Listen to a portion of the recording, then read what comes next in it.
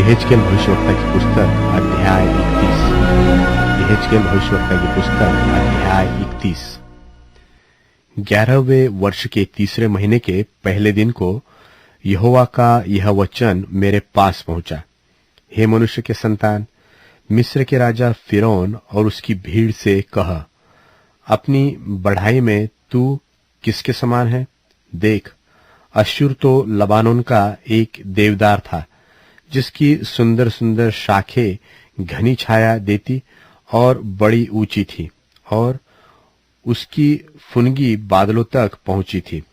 जल ने उसे बढ़ाया, उस गहरे जल के कारण वह ऊंचा हुआ, जिससे नदियां उसके स्थान के चारों ओर बहती थी, और उसकी नालियां निकालकर मैदान के सारे वृक्षों के पास पहुंचती थी।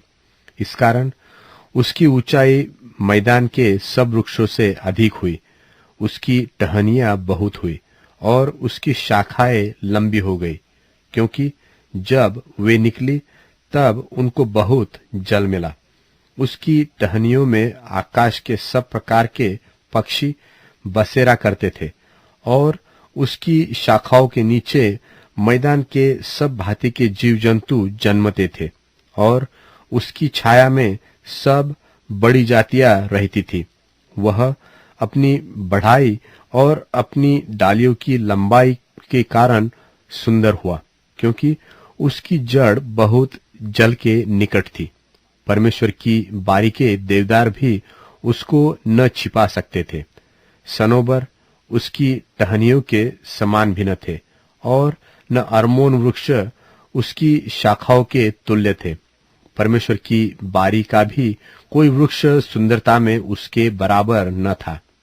मैंने उसे डालियों की बहुतायत से सुंदर बनाया, यहाँ तक कि एदेन के सब वृक्ष जो परमेश्वर की बारी में थे उससे डाहा करते थे।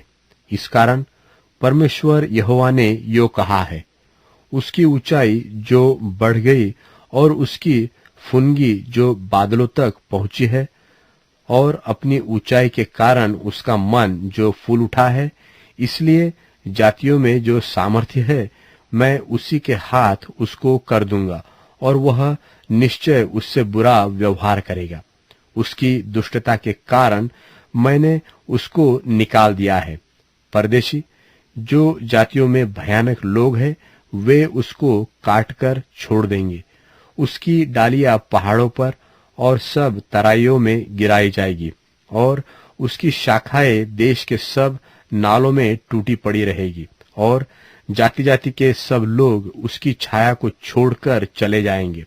उस गिरे हुए वृक्ष पर आकाश के सब पक्षी बसेरा करते हैं, और उसकी शाखाओं के ऊपर मैदान के सब जीव जंतु चढ़ने पाते हैं।